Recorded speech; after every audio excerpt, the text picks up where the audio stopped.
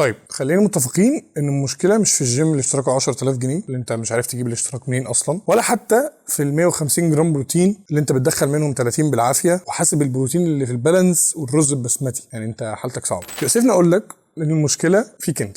ايوه انت بص لي، بص خلينا فاهم. قلنا قبل كده انك عشان تعمل فورمه او عشان تغير شكل جسمك عموما عندك 3 محاور مهمين لازم تواظب عليهم. اول محورين احنا اتكلمنا عنهم بالتفصيل في اول فيديوهين عملناهم في السلسله دي، ازاي توصل انك تبقى فورمه او ازاي توصل انك تعمل شكل جسم كويس. اول حاجه كنا اتكلمنا عليها عن الدايت وبتفاصيله كلها واسراره وايه الغلطات اللي ما تقعش فيها. تاني حاجه برضو كان التمرين برضو بكل تفاصيله والتركات اللي تاخد بالك منها عشان تستفيد اقصى استفاده من التمرين بتاعك. الاخطاء اللي احنا بنقول عليها دي مش هي اللي انت لو عملتها انت مش هتوصل لحاجه، لا، ما هو انا اصلا وقعت فيها وبالتالي اتعلمت منها، بس هي انت لو تجنبتها هتوصل اسرع بكتير وهتوفر عليك وقت انت اصلا يعني في غنى عنه. النهارده بقى اهم جزء في المنظومه دي كلها، والله لو بتتمرن زي روني كولمان وبتاكل اكل كله مشوي ومسلوق زي العيانين وبتبلبع كل المكملات اللي ربنا خلقها، لو مش مستمر وملتزم مش هتوصل لحاجه. وده بيمثل على فكره 80% من الناس اللي بتروح الجيم. جرب كده تخش اي جيم، بص على الناس اللي بتتمرن فيه، هتلاقي جزء كبير منهم هو يعني ماشي كده، هو بيتمرن وخلاص،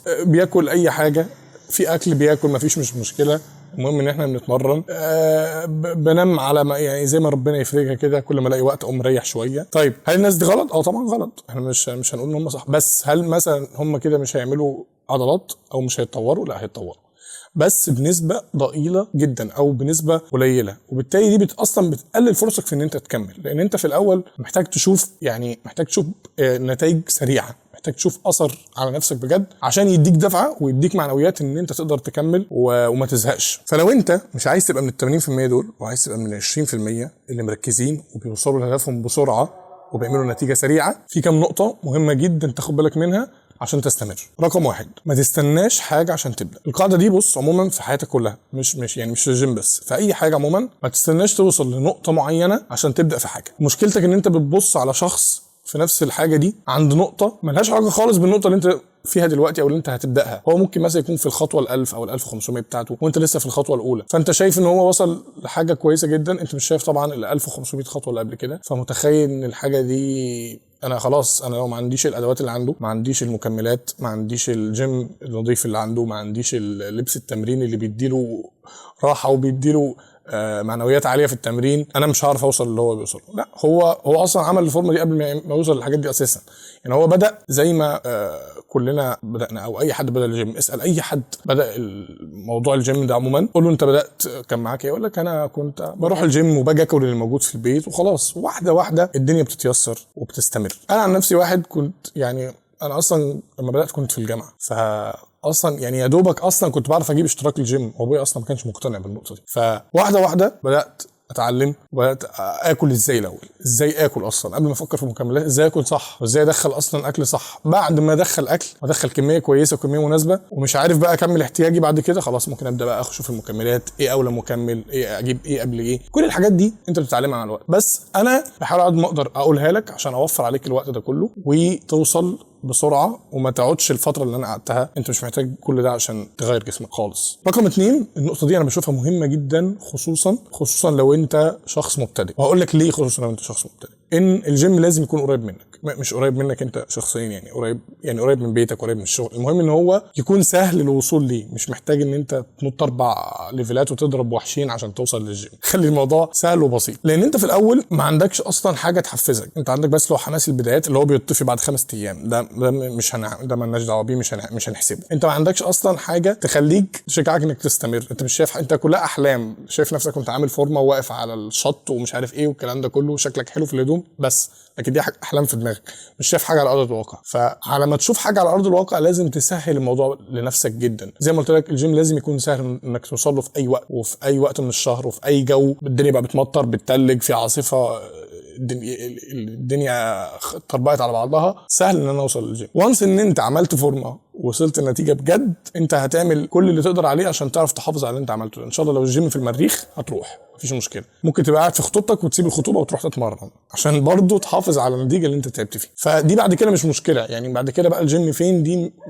بعد ما انت خلاص بقى تبقى قديم في الشغلانه زي ما بيقولوا، وبدات ان انت عندك خبره كويسه، خلاص انت بعد كده مش هيبقى بالنسبه لك عائق ان الجيم بعيد او قريب. مهم ان هو في الاول يكون قريب منك، وطبعا مهم ان هو يكون نظيف، طبعا مهم ان هو ما يكونش ميكس ولا اي حاجه عشان تبقى مركز اكتر يعني. بعد كده مش لازم دايما تبقى مثالي في كل حاجه، زي ما قلت لك مفيش حد بيبدا كبير، لازم تبدا واحده واحده. وفي نفس الوقت الحياه مش دايما ماشيه على وتيره واحده، ساعات اب وساعات داون. فكل الفكره ان انت لازم تبقى ذكي في النقطه دي. جات لك فتره الدنيا مش متيسره، سواء نفسيا مش عايز تنزل او ماديا معكش فلوس تجيب اكل ولا مكملات ولا حتى اي حاجه، حاول يعني تمسك اقل حاجه ممكن تمسكها، اقل حاجه تقدر عليها، على الاقل ما تنزلش. يعني زي ما قلت لك ان انت في مشوار الجيم ده، لان هو مشوار على مدار سنين، لو جات لك فتره اسبوعين 3 اسابيع شهر امتحانات بقى ايا كان ايه اللي موجود، لو انت مش هتطلع او مش هتكمل في التطور بتاعك، على الاقل ما تنزلش لتحت. دي اقل حاجه، ودي تركايه وسر انت مش متخيل هو هيفرق معاك قد ايه على المدى البعيد. لان انت لو كل ظرف او كل مشكله او كل خنقه حسيت بيها قعدت من التمرين وبطلت اكل،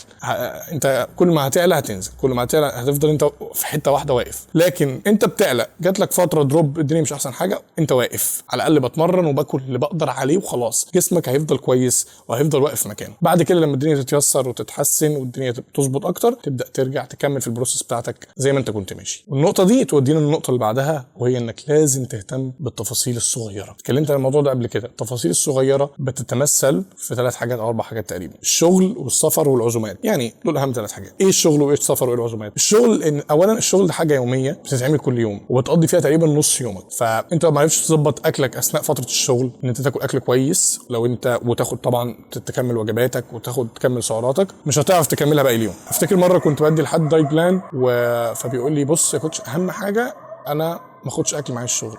ازاي يا ابني؟ ما انت اصلا هتروح تقف في الشغل 8 10 ساعات، ازاي مش هتاخد معاك اكل الشغل؟ لازم تتعود على قصه ان انت تحضر اكلك، تاخد اكلك، وده زي ما بقول لك برضه هيجي مع الوقت ومع الخبره، واحده واحده. مش لازم تبدا كده ومش لازم تبقى كده في الاول، لكن ده مع الوقت هيجي، ولازم تبقى حريص ان انت توصل للمرحله دي، وحريص ان انت تحافظ على النقطه دي بالذات، لانها بتفرق جدا على المدى البعيد. نيجي بعد كده لنقطه السفر. زي ما قلت لك قبل كده، لو انا مش هعرف امسك كل الموضوع يبقى على الاقل امسك جزء منه. فمثلا لو انا هسافر 3 ايام 5 ايام اسبوع، ما قدرتش احافظ على ال5 وجبات بتوعي، هاكل 3، هاكل 4، هاكل 2 كويسين وهبوظ في 2. المهم ان انا ما بوظش كل حاجه، ما اقولش لا ده هو اسبوع او اسبوعين. لا، اولا غير ان هو ممكن ما ياثرش على جسمك قوي، خد بالك. يعني انت لو بوظت اسبوع ممكن جسمك ما يتضرش قوي، بس انت نفسيا هتحس ان انت لا ده انا بعدت قوي، ده انا نزلت قوي، ده انا بعدت جدا عن النقطه اللي كنت وصلت لها. فالموضوع النفسي ده يعني هيبقى مؤذي جدا بالنسبه لك. فزي ما بقول لك حاول انت تحافظ على قد ما تقدر، ودي برضو نقطة مهمة جدا هتفرق معاك في ان انت تلتزم وتستمر على المدى البعيد. برضو انا بحاول على ما اقدر اقول لك ايه النقط اللي تاخد بالك منها، او ايه التريكات اللي فعلا لو انت ظبطتها هتلتزم وتستمر. ودي اللي انا يعني خدت فيها خبرة من فترة، من ساعه ما بدات الجيم، فبحاول اوصلها لك عشان ما تقعش فيها يعني بشكل عام. وطبعا العزومات، لو انا اروح عزومه هحاول ابقى ذكي وانا اكل الحاجات المشويه، اكل الحاجات السلطه، الكلام ده. طبعا يعني قصه العزومات دي بتبقاش موجوده طول السنه، ممكن تكون موجوده في رمضان اكتر، فيعني بس برضو مهم ان انت تاخد بالك منها لو انت شخص عامل دايت يعني. بس لو عزومه يعني كل فتره طويله مش مشكله، كل براحتك يعني، احنا مش معقدين نفسيا. اخر حاجه واهم حاجه، واللي من غيرها كل اللي فات ده ملوش اي لازمه، الصبر. لازم تصبر، لازم تدي نفسك فرصه. انت مثلا ممكن تكون نزلت الجيم وانت عندك 18 سنه 20 سنه، ما اعرفش، انت ممكن 30 سنه، ايا كان نزلت امتى. فانت بقالك مثلا اهو 30 20 سنه سايب جسمك مش مهتم بيه اصلا، انت عمال تاكل وخلاص. لا بتمرنه ولا بتدخله اكل كويس ولا بتنيمه كويس ولا بتديله وقت راحه كويسه. فادي نفسك فرصه 6 شهور لسنه، التزم بجد وانت ساعتها فعلا يعني. انا دي مده مش كتيره خالص على المده اللي انت كنت سايب فيها جسمك. 20 سنه ولا 30 سنه قصاد سنه واحده، لا تستحق ان انت تصبر السنه دي. وزي ما قلت لك اصعب حاجه بتبقى في الاول لحد ما بتشوف نتيجه. بعد ما بتشوف نتيجه انت اللي بتمسك بايدك واسنانك، فما تقلقش من الحته دي يعني. بعد كده هي بس اول فتره بتبقى اصعب فتره، وزي ما بيقولوا البدايه هي الصعبه يعني. فلازم تبدا زي ما قلت لك كمان سنه، كده السنه دي هتعدي. يا اما انت متغير يا اما انت واقف لنفس النقطه اللي انت فيها.